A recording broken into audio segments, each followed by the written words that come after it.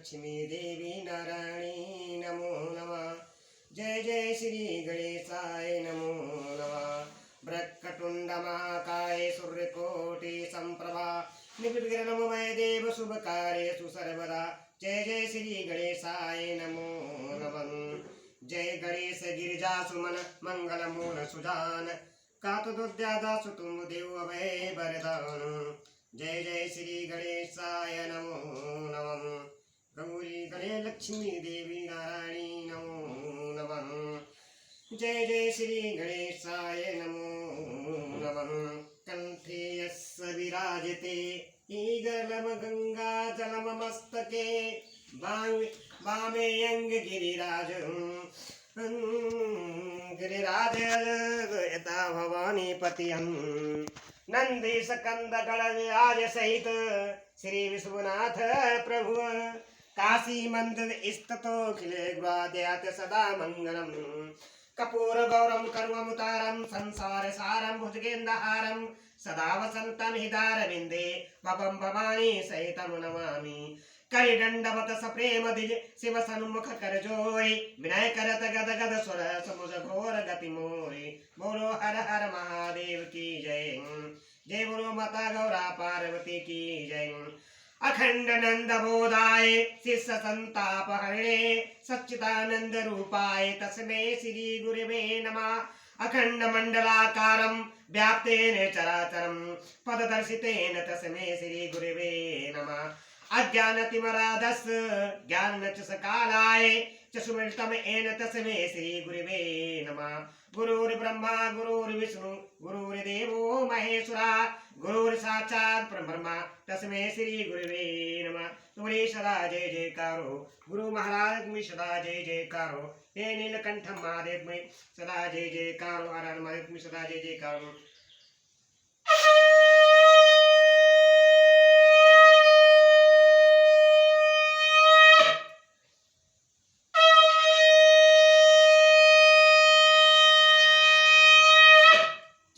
हर हर महादेव शंभु जय जय हर हर महादेव शिव शंभु।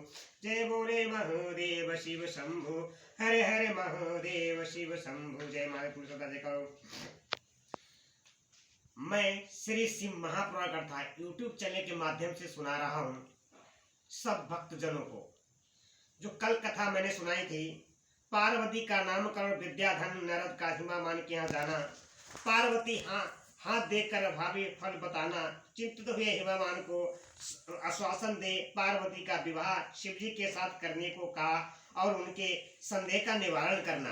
नारद जी ने कथा नामकरण किया था नाम बताना जो कल कथा मैंने सुनाई थी। जो आज मैं यूट्यूब चैनल के माध्यम से कथा सुनाने जा रहा हूँ श्री श्री महापुराण कथा रुद्र संहिता से अध्याय 9-10 से। जो आज कथा है मैना और हिमालय की बातचीत और पार्वती तथा हिमावान के स्वप्न तथा भगवान शिव से मंगल ग्रह की उत्पत्ति का प्रसंग। जो इस कथा को यूट्यूब चैनल के माध्यम से सुनेगा लाइक करेगा कमेंट करेगा मेरे चैनल को सब्सक्राइब करेगा उसको भगवान सदाशिव उस पर कृपा बना रखेंगे और कलयुग के सारे पाप नष्ट हो जाएंगे। अब घर में सुख शांति धन की प्राप्ति हुई। बोलो हर हर महादेव सदा जय जयकार। हे माता गौरा पार्वती सदा जय जयकार। ब्रह्मा जी कहते हैं कि नारद जब तुम स्वर्गलोक को चले गए तब से कुछ काल और व्यतीत हो जाने पर एक दिन मैना ने हिमावान के निकट जाकर उन्हें प्रणाम किया। फिर खड़ी हो गए गिरी कामिनी मैना अपने पति से नियम पूर्वक बोली विनय पूर्वक बोली। मैना ने कहा कि प्राणनाथ उस दिन नारद मुनि जो बात कही थी उसको स्त्री स्वभाव के कारण मैंने अच्छी तरह नहीं समझा। मेरी तो यह प्रार्थना है कि आप कन्या का विवाह किसी सुंदर वर के साथ कर दीजिए। वह विवाह सर्वथा अपूर्व सुख देने वाला होगा। गिरिजा का वह शुभ लक्षणों से संपन्न और कुलीन होना चाहिए। मेरी बेटी मुझे प्राणों से भी अधिक प्रिय है। वह उत्तम वर पाकर जिस प्रकार भी प्रसन्न हो प्रसन्न और सुखी हो सके वैसा कीजिए। आपको मेरा नमस्कार है, नमस्कार है। ऐसा कहकर मैना अपने पति के चरणों पर गिर पड़ी। उस समय उनके मुख पर आंसुओं की धारा बह रही थी। प्रयाग शिरोमणि हिमामान ने उन्हें उठाया और यथावत समझाना आरंभ किया। हिमालय बोले कि देवी, मैंने मैं अर्थात और तत्व की बात बताता हूँ, सुनो। भ्रम छोड़ो और मुनि की बात कभी झूठी नहीं हो सकती। यदि बेटी पर तुम्हें स्नेह है तो उसे सादर शिक्षा दो कि वह भक्ति पूर्वक स्थिर चित्त से भगवान शंकर के लिए तप करे। मैंने के यदि भगवान शिव प्रसन्न होकर काली का परिग्रहण कर लेते हैं तो सब शुभ ही होगा। नारद जी का बताया हुआ अमंगल या अशुभ नष्ट हो जाएगा। शिव के समीप सारे अमंगल सदा मंगल रूप हो जाते हैं। इसीलिए तुम पुत्री को शिव की प्राप्ति के लिए तपस्या करने की शीघ्र ही शिक्षा दो। ब्रह्मा जी कहते हैं कि नारद हिमामानी की यह बात सुनकर मैना को बड़ी प्रसन्नता हुई। वे तपस्या में रुचि उत्पन्न करने के लिए पुत्री को उपदेश देने के निमित्त उसके पास गईं। परंतु बेटी के सुकुमार अंग पर दृष्टिपात करके मैना के मन में बड़ी व्यथा हुई। उनके दोनों नेत्रों में तुरंत आंसू भर आए और फिर तो गृह प्रिया मैना में अपनी पुत्री को उपदेश देने की शक्ति नहीं रह गई। अपनी माता की उस चेष्टा को पार्वती जी शीघ्र ही ताड़ गईं। तब वे सर्वज्ञ परमेश्वरी कालिका देवी माता को बराबर आश्वासन दे तुरंत बोली। पार्वती ने कहा कि माँ, तुम बड़ी समझदार हो, मेरी यह बात सुनो। आज मैं पिछली रात्रि के समान ब्रह्म मुहूर्त में मैंने एक स्वप्न देखा है, उसे बताती हूँ। माता जी, स्वप्न में एक दयालु एवं तपस्वी ब्राह्मण ने मुझे शिव की प्रसन्नता के लिए उत्तम तपस्या करने का प्रसन्नता पूर्वक उपदेश दिया है। नारद यह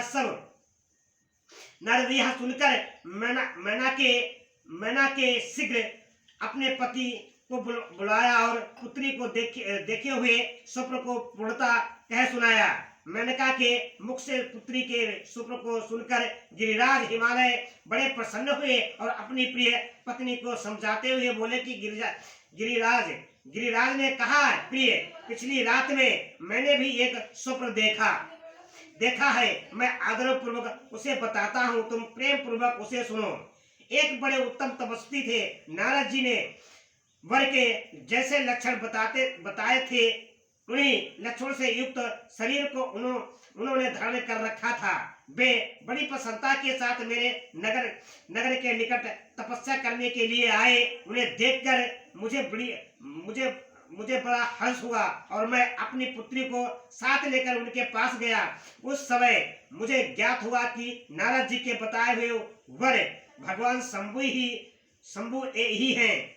तब मैंने उन्हें तपस्वी को सेवा के लिए अपनी पुत्री को उपदेश देकर उनसे भी प्रार्थना की कि वे इसकी सेवा स्वीकार करें। परंतु उस समय उन्होंने मेरी बात नहीं मानी। इतने में ही वहां संख्या और वेदांत के अनुसार बहुत बड़ा विवाद छिड़ गया।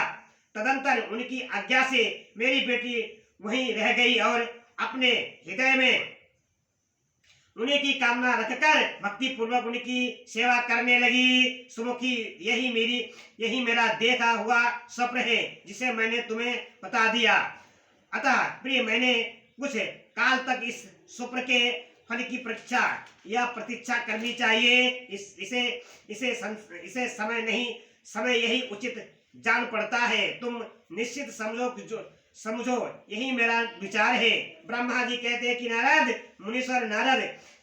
ब्रह्मा जी कहते हैं मुनीश्वर नारद, ऐसा कहकर गिरिराज हिमामान और मैना का शुद्ध हृदय से उस स्वप्न के फल की परीक्षा एवं प्रतीक्षा करने लगे। देवेश्वर शिव भक्ति शिरोमणि भगवान शंकर का यश परम पावन मंगलकारिक भक्ति वर्धक है और उत्तम है। तुम इसे आदर पूर्वक सुनो। दक्ष यज्ञ से अपने निवास स्थान कैलाश पर्वत पर आकर भगवान शंभु प्रिय ब्रह से कतर कतर हो गए और प्राणों से भी अधिक प्यारी सती देवी का हृदय से चिंतन करने लगे। अपने प्रसादों को बुलाकर सती के लिए शोक करते हुए उनके उनके उनके प्रेम वर्धक गुणों का अत्यंत प्रीति पूर्वक वर्णन करने लगे। यह सब उन्होंने सांसारिक गति को दिखाने के लिए किया। फिर ग्रस्त आश्रम की सुंदर स्थिति तथा नीति रीति का परित्याग करके वे दिवंगत हो गए और सब लोकों में उत्तम उन्नति की भांति भ्रमण करने लगे। लीला कुशल होने के कारण विरह की अवस्था का प्रदर्शन करने लगे और सती के विरह से दुखित हो कहीं भी उनका दर्शन न पाकर भक्त कल्याणकारी भगवान शंकर पुनः कैलाश गिरी पर लौट आए और मन को यंत्र पूर्वक एकाग्र करके उन्होंने समाधि लगा ली जो समस्त दुखों का नाश करने वाली है। समाधि में वे अविनाशी स्वरूप का दर्शन करने लगे। इसी तरह तीनों गुणों से रहित हो वे भगवान शिव चिकर काल तक सुस्थिर भाव से समाधि लगाए बैठे रहे। वे प्रभु शंभु स्वयंभू ही माया के आधिपति निरंकार परम ब्रह्मा हैं। तदंतर जब असंख्य और वर्ष व्यतीत हो गए तब उन्होंने समाधि छोड़ी। उसके बाद तुरंत ही जो चरित हुआ उसे मैं तुम्हें बताता हूँ। भगवान शिव के ललाट से उस समय श्रम जनित पसीने की एक बूंद पृथ्वी पर गिरी और तत्काल एक शिशु के रूप में परिणत हो गई। मुने उस बालक के 4 भुजाएं थी। शरीर की कांति लाल थी और आकार मनोहर था। दिव्य और धुति से दीप्तमान वह शोभाशाली बालक अत्यंत दुसह तेज से संपन्न था। तथापि उस समय लोकाचार्य परायण परमेश्वर शिव के आगे वह साधारण शिशु भांति रोने लगा। वह यह देख पृथ्वी भगवान शंकर से भय मान उत्तम बुद्धि से विचार करके पश्चात सुंदरी स्त्री का रूप धारण करके वहीं प्रकट हो गई। उन्होंने उस सुंदर बालक को तुरंत उठाकर अपनी गोद में रख लिया और अपने ऊपर प्रकट होने वाले दूध को ही स्तवन के रूप में उसे पिलाने लगी। उन्होंने स्नेह से उसका मुंह चूमा और अपना ही बालक मान हंस कर उसे खिलाने लगी। परमेश्वर शिव का हित साधन करने वाली पृथ्वी देवी सच्चे भाव से स्वयं उसकी माता बन गई और संसार की सृष्टि करने वाले परम कौतुकी एवं विद्वान अंतर्यामी शंभु वह चरित्र देखकर हंस पड़े और पृथ्वी को पहचान कर उनसे बोले कि धन्य तुम धन्य हो। मेरे इस पुत्र का प्रेम पूर्वक पालन करो। यह श्रेष्ठ शिशु मुझे महातेजस्वी शंभु के श्रम जल पसीने से तुम्हारे ही ऊपर उत्पन्न हुआ है। वसुदेव यह प्रियकारी बालक यद्यपि मेरे श्रम जल से प्रकट हुआ है तथापि तुम्हारे नाम से तुम्हारे ही पुत्र के रूप में इसकी ख्याति होगी। यह सदा ही त्रिविध तत्वों से रहित होगा, अत्यंत गुणवान और भूमि देने वाला होगा। यह मुझे भी सुख प्रदान करेगा। तुम इसे अपनी रुचि के अनुसार ग्रहण करो। ब्रह्मा जी कहते कि नारद ऐसा कहकर भगवान शिव चुप हो गए। उनके हृदय से विरह का प्रभाव कुछ कम हो गया और उनमें विरह क्या था। वे लोकाचार का पालन कर रहे थे। वास्तव में सत्य पुरुषों के प्रिय श्री रुद्रदेव निरंकार परमात्मा ही है। शिव की उपयुक्त आज्ञा को सिरोधार करके पुत्र सहित पृथ्वी देवी शीघ्र ही अपने स्थान को चली गई। उन्हें अत्यधिक सुख मिला। वह बालक भौम नाम से प्रसिद्ध हुआ होने पर तुरंत काशी चला गया और वहां उसने दीर्घ काल तक भगवान शंकर की सेवा की। विश्वनाथ जी की कृपा से ग्रह की पदवी पाकर वे भूमि कुमार शीघ्र ही श्रेष्ठ एवं दिव्य लोक में चले गए, जो सुरलोक से परे है। मैंने YouTube चैनल के माध्यम से श्री शिव महापुराण कथा रुद्र संहिता से सुनाई है। भगवान शिव के पसीने की बूंद से भौम नाम की उत्पत्ति। जो भी इस कथा को सुनेगा, लाइक करेगा, कमेंट करेगा, उसके कलियुग के सारे पाप दूर हो जाएंगे, उसके घर के सुख शांति मिलेगी और धन की प्राप्ति होगी। जय जय हरे करो। हरे हरे महादेव शिव शंभु, हरे हरे महादेव शिव शंभु, हरे हरे महादेव शिव शंभु।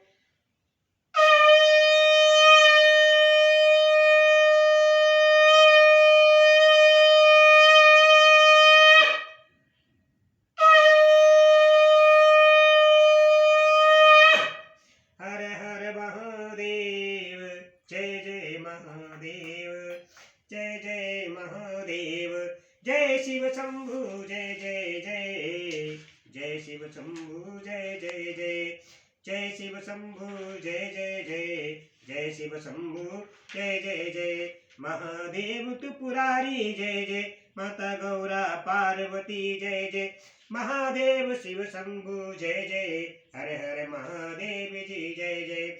राम राम की लूट है, लूट सके तो लूट, काल समय पछताएगा जब प्राण जाएंगे छूट। बोलो हर हर महादेव, तुम्हारी सदा जय जयकार। बोलो सिया बलरामचंद्र की जय जयकार हो। श्री गुरु चरण सरोज रज, निज मन मुकुर सुधारे, बरन रघुमल बिमल जसु, जो दायक पलुचारे। बुद्धिहीन तनु जानिके, सुरहु पवन कुमार, बल बुद्धि विद्या देव मोहि, हरौ कलेश विकार। संकट मोचन महादेव, तुम्हारी सदा जय जयकार हो। आज हनुमान जयंती है। सबको मैं YouTube चैनल के माध्यम से सब देशवासियों को बधाई देता हूँ। हनुमान जयंती की जय। हर हनुमान, तुम्हारी सदा जय जयकार हो।